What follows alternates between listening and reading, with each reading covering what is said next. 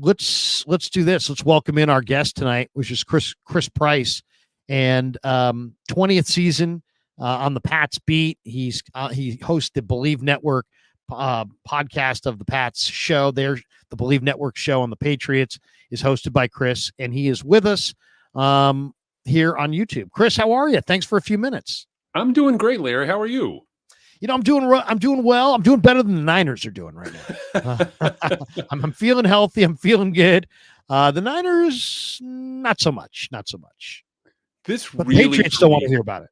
Yeah, that's true. You're not going to get any sympathy here in New England from a Patriots team that just really got beaten pretty soundly by the Jets Thursday night. I know we talked a little bit off the air about the Patriots making the most of the extra couple of days and kind of getting a chance to heal up a little bit. But I honestly don't know how much of a difference it's going to make with a team that's really struggled to protect the quarterback over the first 3 games. Jacoby Brissett has taken a real beating. He was hit, I think it was 10 times against the Jets, sacked 5 times. And so that is really the Achilles heel for this Patriots team over the first 3 games of the season. They're pretty competitive on the defensive side of the ball, but the offense just can't get anything going in the passing game because of a lack of pass protection. Well, people hear Patriots, and this is Tom Brady country here. So there's a lot of people that, associate Tom with them and Belichick with them, and what an incredible run they had together there. And obviously Tom left, and now Belichick gets shown the door or left. I mean, how was the departure kind of termed up there? We know he's one of the great coaches of all time, but did Kraft fire him? Was it mutual? Did he step down? What's the official what's the official, word, and also what's kind of the truth? Well, it's interesting because we've seen a couple of different versions of the truth over the course of the last few months, particularly, with the dynasty, the thing on Apple Plus, and that came off as very, positive. It painted the ownership in a very good light, painted the coach in a very bad light.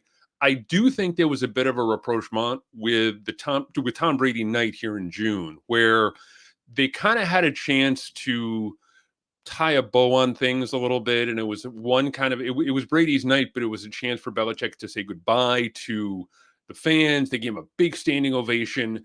I guess ultimately it's a little bit of everything, but let's be honest here, man, the Krafts were the ones who had to kind of turn their keys. So, they own the building, they own the team. So I think if Bill had his druthers, he'd be here. Particularly because he wants to break Don Shula's record, or wanted to break Don Shula's all-time wins record. So I guess you could ultimately call it a firing, but I think they're starting to kind of head in the right direction. Not the right direction, but they're starting to head in a positive direction, at least when it comes to their relationship. There's going to be a statue of Tom outside the stadium sooner rather than later. And look, it's my opinion too. We're going to get one of those Green Bay deals where we're going to see a statue of the quarterback. We're going to see a statue of the coach eventually. We're going to see a statue of the owner. So they're working to create a positive relationship, even in the wake of everything that's happened here over the last 6, 7, 8 months. I told myself I didn't want to get into this tonight with you, but it's like, it was such an impactful thing when I watched it. I was just like, whoa, the Brady roast. What did you think of the Brady roast? I mean, that thing, I could not look away, but at the same time, it was like, I really didn't want to watch it. It was, how would you describe the Brady roast? It was a true roast, very uncomfortable, but why? I mean, this is why most roasts don't go 3 hours, or most roasts aren't broadcast live. You could have cut the fat out of it and maybe gotten down to an hour and a half, maybe an hour, really good stuff. It was wonderfully awkward, from them taking digs at the coach to taking digs at Gronk and Brady. And it was just, it was fun. And that also kind of played a bit of a role in repairing any hurt feelings. I think everyone, we're starting to see more and more stuff like that. Like Brady and Belichick are doing that podcast together with Jim Gray. And it's all kind of starting to, all the wounds are kind of starting to heal. But yeah, that roast was a little bit awkward, wasn't it? It was really awkward to watch. It was painful. It was fun, but it was a little painful. Awkward. Yeah. I mean, some of it, there were some great moments, but there was also some moments I was like, I can't believe I'm watching this. And I kept looking around going, the kids aren't in the room, right? I mean, it really was rough. Okay, anytime you move from a dynasty and a head coach like Belichick and a quarterback like Brady to the next regime, in a media firestorm market like Boston, there's gonna be all kinds of stories and blame and this and that. Who's under the gun here? Who's feeling the pressure? Is it Mayo?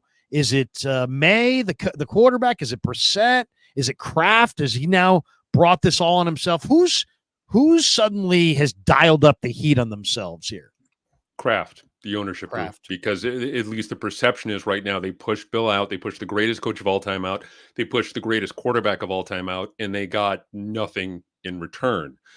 There is a feeling that Gerard Mayo was going to be the next guy. It was either going to be him or Mike Vrabel, really, according to a lot of people, which kind of makes sense.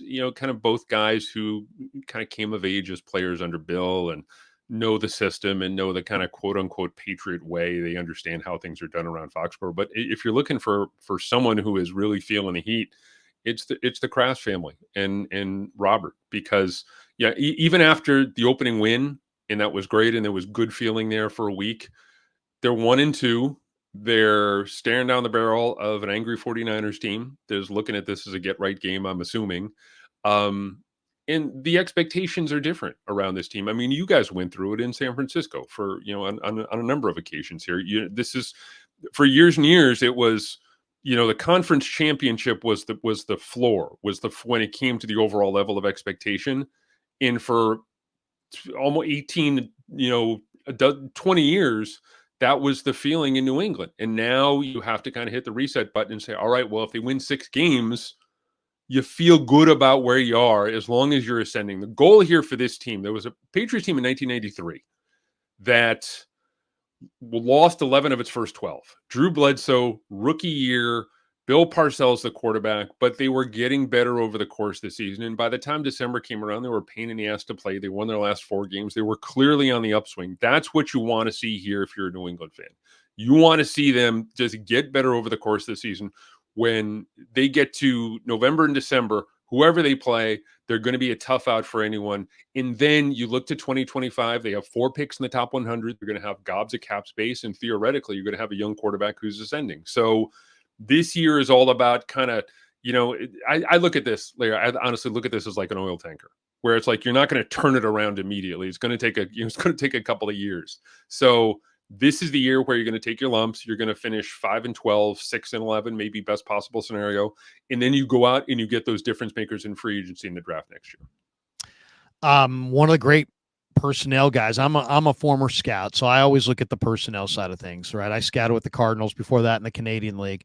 One of the great personnel guys I've ever met was a friend of a friend, and that's Ron Wolf. And Ron Wolf's kid, Elliot Wolf, is the general manager there in New England. Is he have total control? I mean, are we what we're seeing now? Is this the Elliot Wolf vision, or is there so many different power positions in that organization that he's at the top of the masthead but doesn't have all the control? Does he run? Is this his show? They're still kind of sorting things out, but he has the most power. I'll say this in the organization. It was weird when Bill left. Obviously, he was, he ran everything. And so there was a bit of a power void there. So it was like, well, okay, we know Mayo's going to coach. Who's going to serve as GM? Who's going to serve as, head of college scouting? Who's going to do this? And they've kind of slotted some people in. Matt Groh is a holdover. But yeah, Elliott is the closest thing this team has to a general manager at this point. And he's feeling a little bit of the heat himself, particularly in the wake of the Matt Judon trade. But he's earned himself some pretty good, some decent goodwill in the locker room on a few levels, because he's handed out a bunch of contracts. He handed out a bunch of contracts this past offseason to guys who are foundational elements of the team the last 2, 3, 4 years. Guys like Mike Onwenu, Ramondre Stevenson, Hunter Henry, Jabril Peppers, all of those guys got big deals in the offseason. Kyle Duggar, who was just named a captain after Bentley went down. So he's earned himself some goodwill in the locker room. But again, they need more pieces if they're going to be competitive. We like to think that May is going to be the answer eventually, quarterback, but they still don't have that number one receiver. They flirted with Brandon Ayuk for a little bit. Calvin Ridley, they made a run at him. And they're lacking a classic left tackle. So if Elliott Wolf wants to continue building this thing, wants to continue stacking some level of success that any kind of success that he has this year, those are the two bodies that he needs to get this offseason. A number one, no doubt, left tackle you could put out there for the next dozen years and not worry about him, and then a big wide receiver. And so you kind of go from there. But ultimately, I guess to answer your question, this is Elliott's team, and he has started to put his stamp on it. Let's talk about both sides of the ball. We'll start on the offense. Alex Van Pelt's the OC. Brissett's the starting quarterback. Drake May's the future. You got the big running back, Stevenson. Antonio Gibson comes over from Washington. Excellent receiving back. And I can see them trying to get him ISO'd on Devondre Campbell. Campbell's really struggling to defend the pass. But then I saw some, I know there's injuries on this offensive line. I love Demario Douglas. I think, I loved him at Liberty. Little receiver, but tons of heart. And I guess my question would be about the offensive line. I heard Baldy, touting Caden Wallace out of Penn State and Layden Robinson just a couple weeks ago in a video, but you're saying that their O-line's really struggling. I know they're super banged up on the left side right now. Yeah. What have you seen from Wallace and Robinson, and what is the status of this Patriot offensive line coming into week 4? Those two kids are young.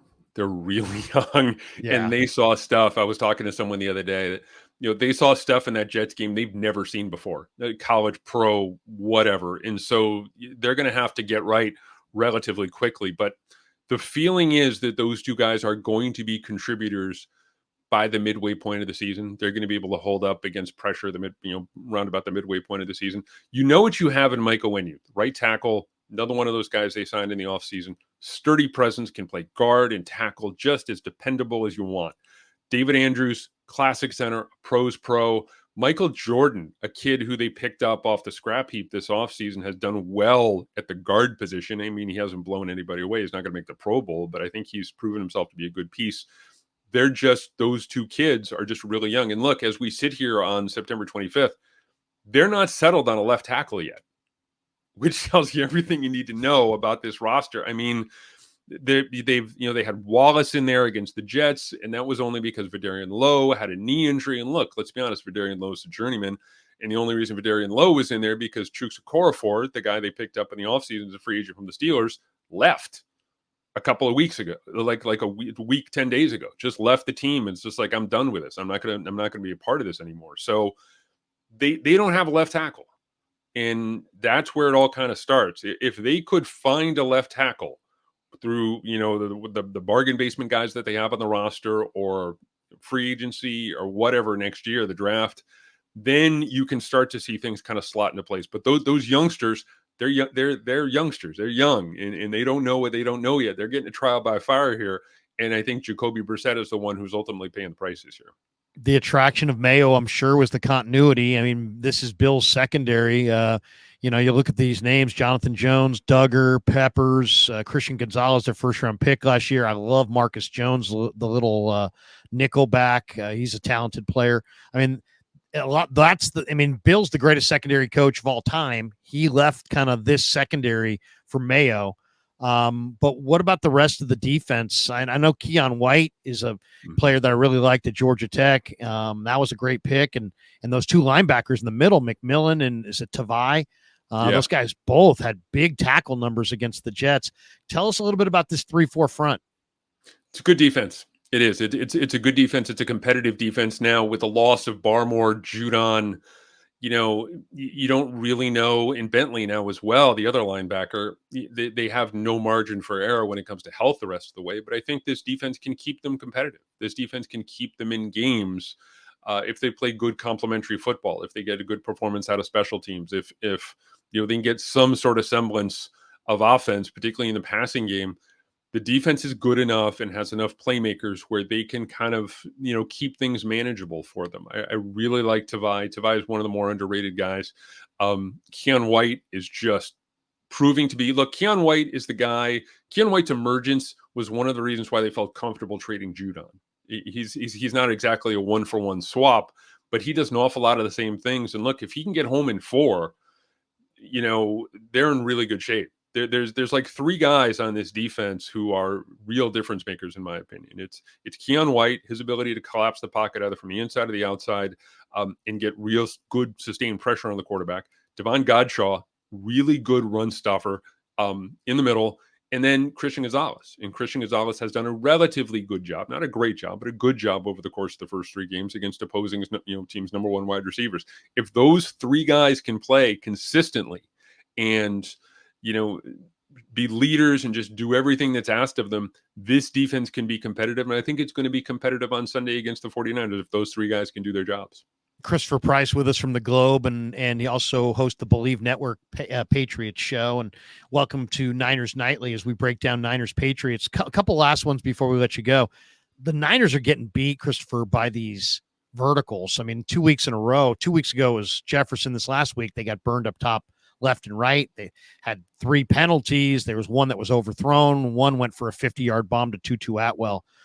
I know the Patriots go with Hooper and Henry. They got 2 pretty good tight ends. Hooper's from here, actually. He went to De La Salle High School, just a block away from where I'm sitting. How much do you think the Pats go 2 tight ends on Sunday? And do they have a deep threat? I know Douglas is a good young receiver, but who's their vertical threat? I got to think they're going to watch this Niner film and say, you know what, we have to take some vertical shots against this relatively slow secondary. Who do you think they'll be going down the field to? Well, first of all, I'll see your 2 tight ends and I'll raise you another one here. I think that they're going to try and play 3 tight ends an awful lot just to try and help out those tackles. Whether it's Zach Thomas, not that Zach Thomas, but the journeyman offensive lineman Zach Thomas, working in a jumbo package. Caden Wallace did an awful lot of that before he had to come off the bench and play left tackle. They've really liked doing that, especially in the run game over the first 3 weeks to kind of clear a path for Stevenson. But yeah, they're going to go heavy an awful lot. They're going to do everything they can try and do to protect Jacoby Brissett. Their vertical threat is not so much Pop Douglas. Pop Douglas is more of a kind of a, if everything works out for Pop Douglas, he's a dollar store general version of Tyreek Hill. But the guy who, they're 2 guys who I think have shown an ability to go deep, and that's Tyquan Thornton and Jalen Polk, 2 young wide receivers. They haven't made much of an impact in the passing game, but those are the 2 home run hitters in this offense as it exists right now. Polk had a really good summer, had a touchdown catch. I think it was against Seattle, if memory serves. He showed a nice connection with both Brissett and May. And then Thornton, the 3rd-year wide receiver out of Baylor, great speed, fantastic straight line speed, really good at drawing defensive pass interference for what it's worth. That's something to look for on Sunday. But those are the 2 guys. If the Patriots are going to try and air it out, those are the 2 guys I think they're going to look for. And what is the mindset with May? I mean, and what did you think of him watching him in the preseason? He didn't play in week 1. He didn't play in week 2. He only played in the week 3 after the Jets put that game on ice. Is it one of those things where if the game gets out of hand, that's when we'll see Drake May? And what did you think of him from the glimpses that you got this summer? In a vacuum, just completely, if you stacked one against the other over the course of the summer, he outplayed Jacoby Brissett. Really? He did. He did. He outplayed Jacoby Brissett. Now, the problem here, if you're the Patriots, they do not have the necessary infrastructure in place to support a rookie quarterback in the manner in which he should be supported. Particularly the offensive line, as we said, they just, if you put him out there now, and we saw a little bit of it Thursday night, he's going to get sawed in half. He doesn't know what he doesn't know yet.